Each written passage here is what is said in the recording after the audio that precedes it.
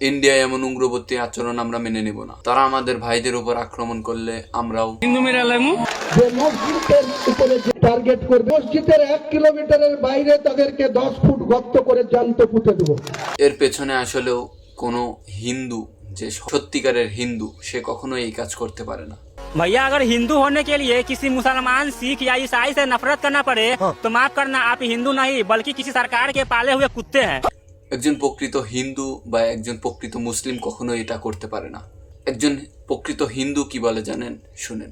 পশ্চিম শপথ দেবেন পশ্চিম বাংলাকে ধ্বংস করার, হিন্দু রাষ্ট্র নির্মাণ করার জন্য পশ্চিম বাংলায় এখন থেকে শুরু হয়ে গেছে গরিব মুসলমান মানুষদের উপর আক্রমণ চলছে। লজ্জা হওয়া উচিত শুভেন্দু অধিকারী। একজন প্রকৃত মুসলিম কি বলে শুনেন।